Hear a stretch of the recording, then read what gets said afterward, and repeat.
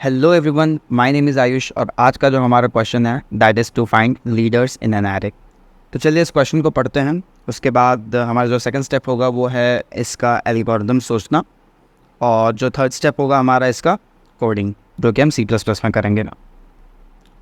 तो चलिए क्वेश्चन को देखते हैं क्या है।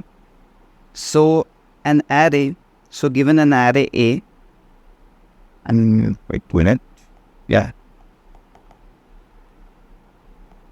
so we are given an array A and a positive integer और your task is to find the leaders in an array। so हमें क्या दिया हुआ है ना, एक array दिया हुआ है, ठीक है।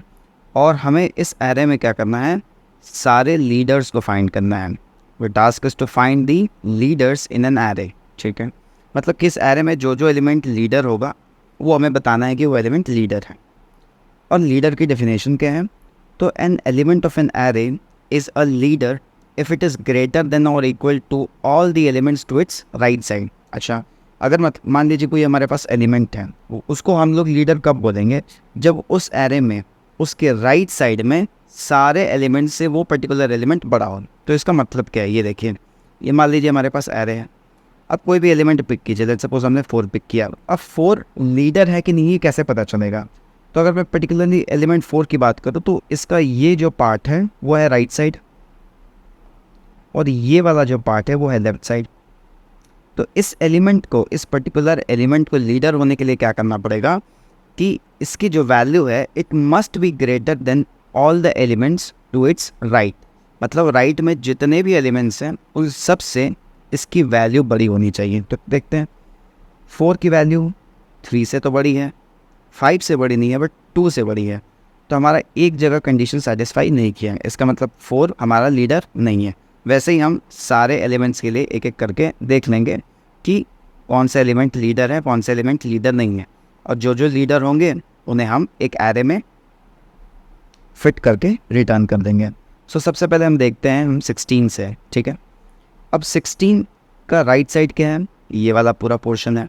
अब 16 इन सारे एलिमेंट से बड़ा होना चाहिए। 16 17 से ही छोटा है, 4 से बड़ा है, 3 से बड़ा है, 5 से बड़ा है, 2 से बड़ा है, बट 17 से छोटा रहेगा। इसका मतलब 16 हमारा एरे, 16 हमारा लीडर नहीं है।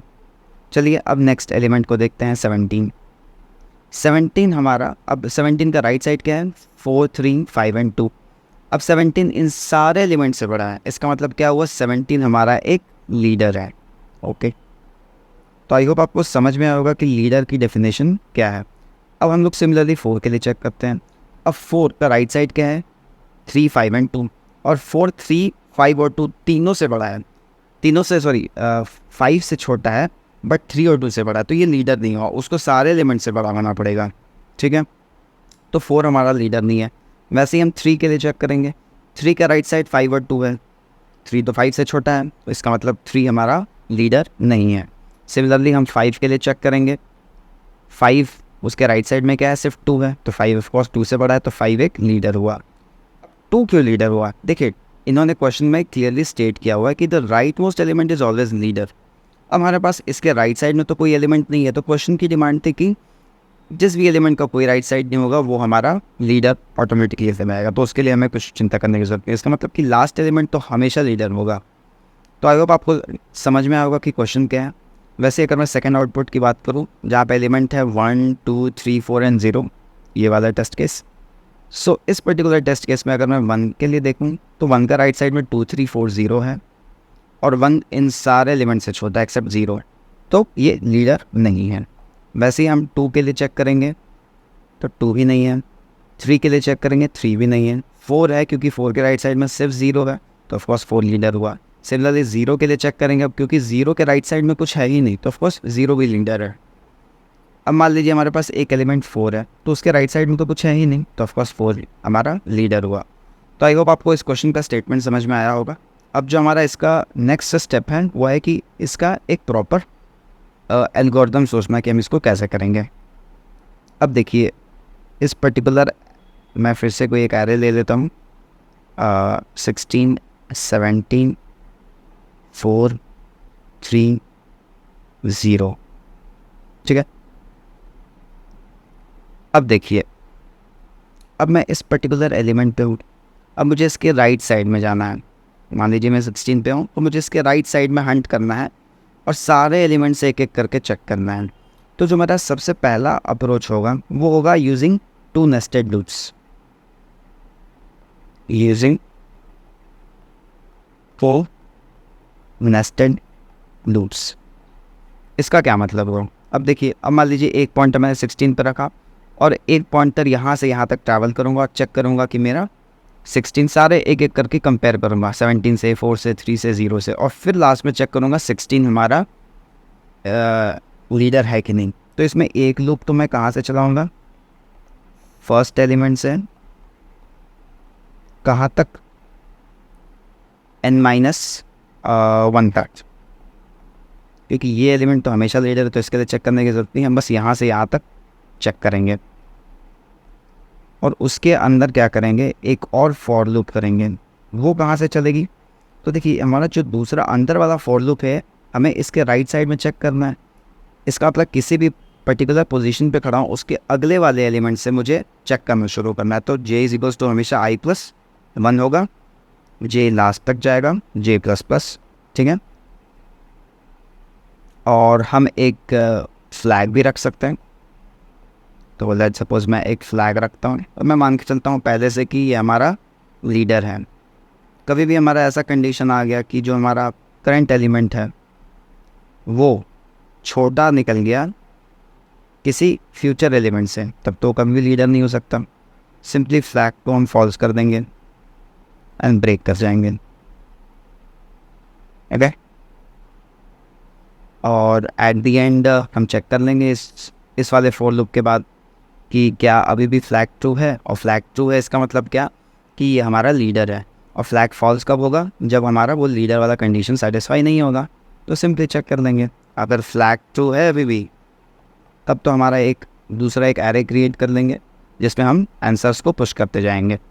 So simply answer dot push back with this current element. तो आई होप आपको ये अप्रोच समझ में आएगा। अगर मैं इसकी टाइम कॉम्प्लेक्सिटी का डिस्कस करूं, तो इसकी टाइम कॉम्प्लेक्सिटी, क्योंकि हम इस लूप को 2 टाइम ट्रैवल कर रहे हैं, नेस्टेड लूप से, राइट। सो O(n)² इसकी टाइम कॉम्प्लेक्सिटी होगी। और इसकी स्पेस कॉम्प्लेक्सिटी, क्योंकि देखिए हम सिर्फ आंसर रिटर्न करने के लिए एक एक्स्ट्रा स्पेस ले रहे हैं, सो O(n) वो है। सो ओवरऑल इसकी टाइम कॉम्प्लेक्सिटी और स्पेस कॉम्प्लेक्सिटी हमें पता चल गई। बट इसको हम और ऑप्टिमाइज कर सकते हैं। इसका चलिए ऑप्टिमाइज्ड अप्रोच देखते हैं। Optimized approach.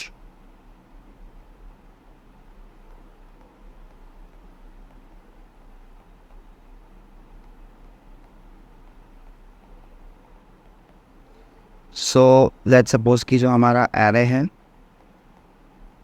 वो है 16, 17, 4 एंड 0, ठीक है। अब हम क्या करेंगे ना कि देखिए, हमें किसी भी एलिमेंट को लीडर है या नहीं उसको प्रूफ करने के लिए क्या देखना पड़ता है कि राइट साइड के सारे एलिमेंट से कंपेयर होता है। अगर हम ये पता कर सकें, अगर हम ये जान सकें कि राइट साइड में मैक्सिमम एलिमेंट कौन सा है, अभी की केस में 4 एंड 0 में मैक्सिमम हमारा 4 है, बस सिंपली मैं इस 17 को 4 से कंपेयर करूँगा। क्यों? क्योंकि 4 तो इसमें सारे इस राइट साइड का सबसे मैक्सिमम 4 है, और इस राइट साइड का अगर मैक्सिमम 4 है, इसका मतलब कि सारे एलिमेंट्स तो 4 से छोटे ही होंगे।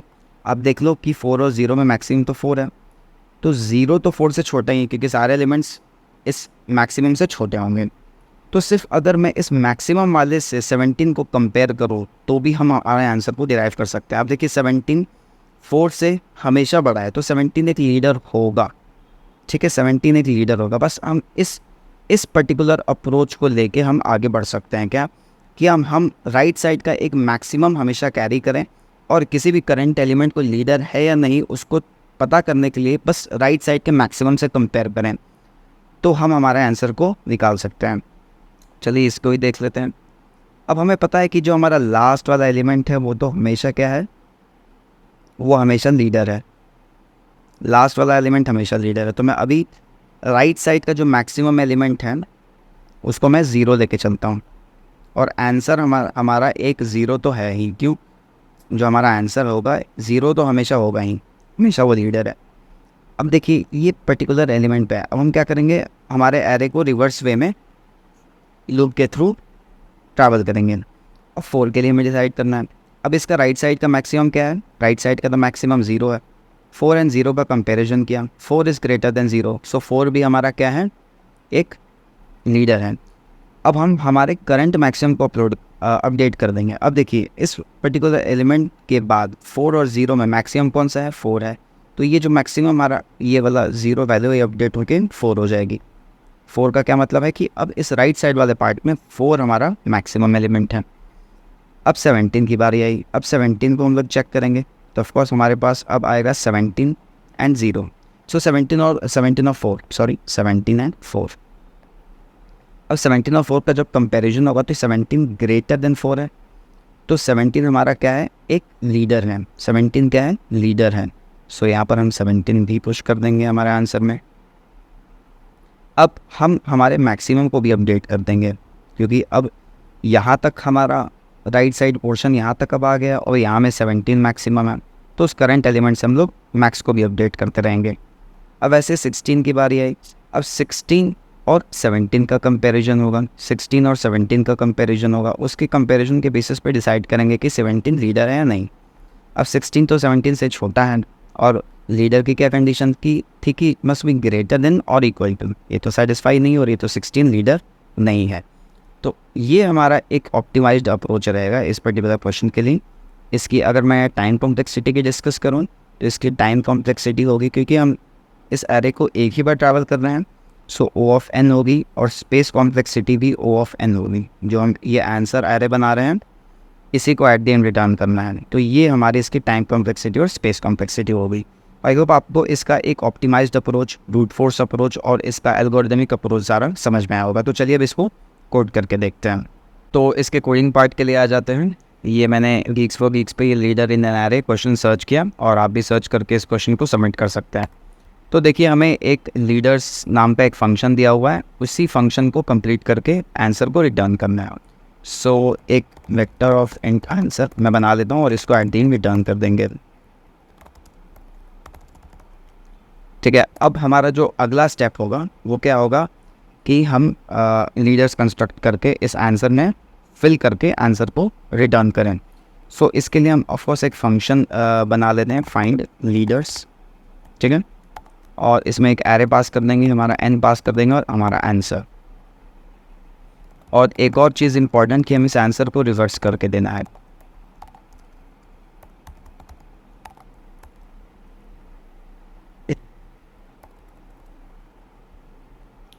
तो यहाँ पर void find leaders एंड यहाँ पर एक एरे इनपुट मैंने रिसीव किया, n जो कि हमारा एरे का साइज़ है, और हमारा आंसर जो कि हमें रिटर्न करना है। मैंने इसे एज अ रेफरेंस वेरिएबल लिया है, क्योंकि इसी आंसर में मैं मेरे लीडर्स को फिल करने वाला हूँ। तो हम क्या करेंगे कि हम एक राइट मैक्स एलिमेंट कैरी कर रहे थे, राइट मैक्स एलिमेंट कैरी कर रहे थे। वो फ़िलहाल क्या होगा, ARR ऑफ n-1। ठीक है, और एक और चीज़, लास्ट वाला एलिमेंट तो मुझे पता है कि वो हमेशा लीडर होगा, तो उसको तो मैं पहले से ही इंसर्ट कर लेता हूँ हमारे आंसर में। ठीक है, अब हमारा अगला स्टेप क्या है कि लूप को सेकेंड लास्ट एलिमेंट से ट्रैवल करना है। ठीक है, अब हमारा जो करंट एलिमेंट क्या है, current element ARR of I होगा, यहाँ पर n-2 होगा, सेकेंड लास्ट एलिमेंट से हमें ट्रैवल करना है। अब चेक करना है कि ये करंट एलिमेंट हमारा लीडर है कि नहीं। तो उसके लिए क्या बोला था कि करंट एलिमेंट जो होना चाहिए वो राइट के मैक्स एलिमेंट से बड़ा होना चाहिए। राइट के मैक्स एलिमेंट से अगर बड़ा है तब तो हम बोल सकते हैं बड़ा या इक्वल है, सॉरी यहाँ पे बड़ा या इक्वल दोनों कंडीशन दी हुई है कि अगर हमारा current element right max element से ग्रेटर है तो सिंपली मैं इसको लीडर बोल सकता हूँ। सो हम लोग पुश कर देंगे करंट एलिमेंट को, और एक और स्टेप हमें करना पड़ेगा कि राइट मैक्स एलिमेंट को भी अपडेट करना पड़ेगा। तो right max element will be current element. इस तरीके से हम हमारे आंसर को क्रिएट करेंगे और रिटर्न हो जाएंगे। तो चलिए इसे रन करके देखते हैं। तो सैम्पल इनपुट तो पास हो रहे हैं, सबमिट करके देखते हैं।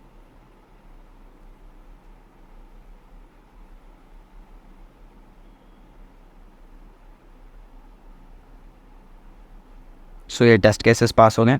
सो आई होप आपको ये क्वेश्चन समझ में आया होगा और आज का वीडियो आपको पूरी तरह से समझ में आया होगा। और आपको कहीं भी किसी भी कॉन्सेप्ट में डाउट लगा हो प्लीज़ आप कमेंट में बताइए, उसको मैं आपके डाउट को वहीं पर क्लियर कर दूँगा।